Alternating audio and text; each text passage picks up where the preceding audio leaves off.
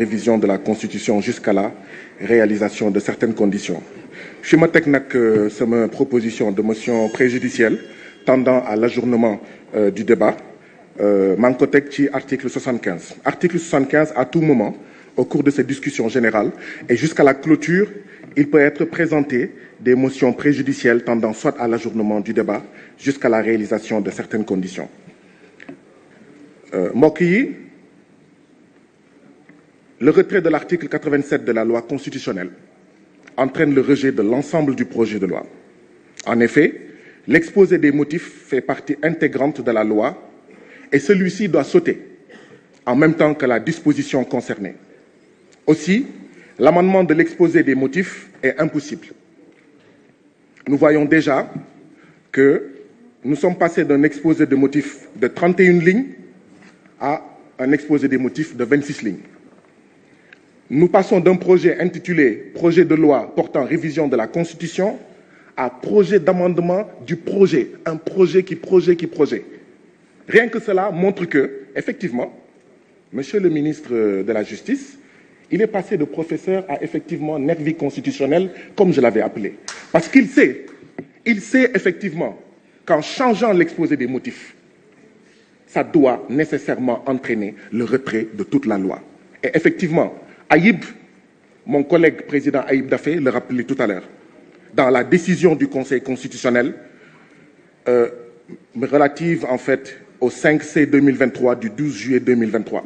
Le Conseil constitutionnel disait, je cite, « Considérant que les dispositions des articles 79, 80 et 81 du règlement intérieur de l'Assemblée nationale qui régissent l'exercice du droit d'amendement circonscrivent celui-ci aux articles du projet ou de la proposition de loi en discussion et ne peuvent être étendus à l'exposé des motifs. » Considérant 18.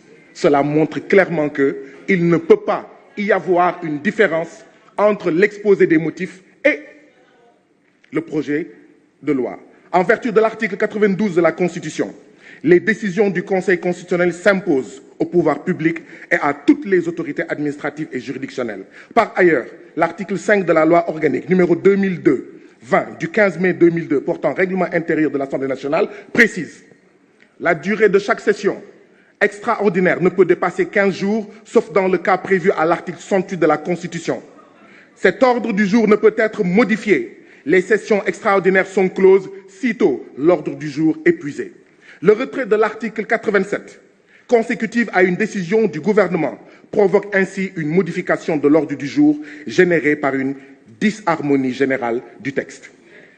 Les conditions de discussion du texte n'étant pas réunies pour les députés, il y a lieu de surseoir à l'examen des projets de loi inscrits à l'ordre du jour jusqu'à nouvel ordre. La présente proposition de motion est d'autant plus justifiée que le gouvernement n'a pas motivé l'urgence conformément aux dispositions de l'article 60, alinéa 2 de la loi organique numéro 2002-20 du 15 mai 2002 portant règlement intérieur de l'Assemblée nationale. Aussi, le risque du manque d'intelligibilité de la loi n'est pas non plus à négliger. Par conséquent, il y a lieu de surseoir à l'examen des lois inscrites à l'ordre du jour jusqu'à une date ultérieure fixée par la conférence des présidents. Ousmane Sonko da ngay bokk mënu leen ci dara day bokk bu ngeen buggee jàmm nag Ousmane Sonko day bokk waaye nag mënuñu nangu loo xam ne da ngeen di téye 700 détenus politiques en prison. Vous vous taisez sur les victimes tuées, disparues, assassinées, blessées par le régime de Macky Sall. ngeen bëgg liquider la candidature politique de Ousmane Sonko jàpp ne jàmm dina am jàpp ne dina jàll du jàll tey du jàll ëllëg Ousmane Sonko day bokk mu neex leen mu naxari leen Ousmane Sonko day bokk bu ngeen buggee jàmm bàyyi leen Ousmane Sonko mu bokk bu ngeen buggee jàmm bàyyi leen Ousmane Sonko mu bokk te day bokk Macky Sall boo buggee li la dese ci juróom-ñaari weer yi nga jeexal ko ci jàmm ak salaam il faut arrêter la liquidation des candidats à l'élection présidentielle. Ousmane Sonko day bokk mu neex leen mu naxari leen day bokk seen xol di métti day bokk ngeen complot day bokk lu ngeen munti def Ousmane Sonko day bokk et je lance un appel à tous les patriotes, mobilisez-vous. Le président Abdou Mbow, vous avez la parole. Le président de la commission Abdou Mbow, vous avez la parole. Vous avez la parole. Le président de la commission.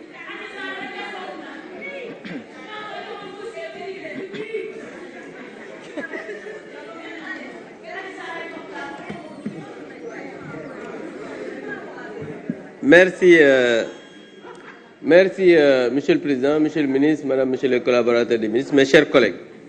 Monsieur le Ministre, je pense que wax ji du gudd parce que article 75 comme ni mu ko waxee motion préjudicielle la mais je voudrais juste faire savoir à mon collègue que moom argument yi mu joxe yëpp dara baaxu ci na xool loi yëpp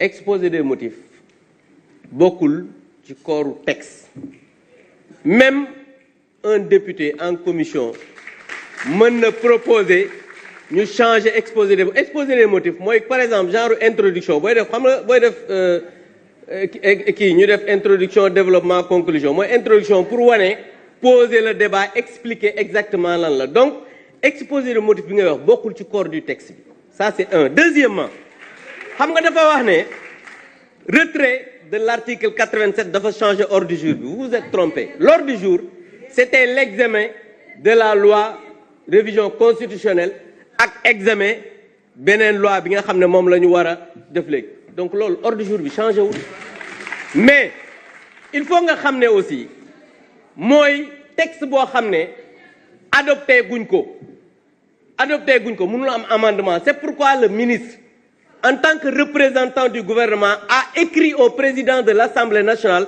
pour demander le retrait maanaam ñu dindi article 87 moo tax bi ñu ñëw en commission amatul ñaari article benn article la ñu indi après mu def amendement ci article 29 bi génne 0,8% dugal 8%. Donc je pense que monsieur le ministre xam nga la preuve sama waa ji moom leen rek la bëggoon wax mooy li mu mujjee ay day bokk ak du bokk mais loolu mu ngi suñu ginnaaw parce que président a pris une décision historique que àdduna bi yëpp ñuy saluer. Donc je pense que xam nga bu fekkee ne par exemple amoo ay argument yoo xam ne juridiquement c'est tenable c'est ridicule de venir ici di am loo xamante ni moom nga wax. Donc monsieur le ministre mes chers collègues je pense très bien que argument yi comme ni ma wax rek dafa am leneen lu ko fi indi woon mais par rapport aux arguments c'est pas tenable donc je demande qu'on continue à délibérer. Je vous remercie.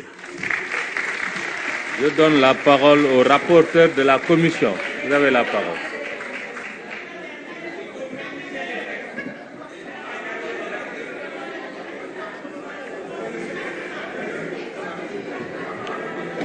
Chers collègues, nous avons pris note et nous allons vous revenir. Merci. Merci, chers collègues.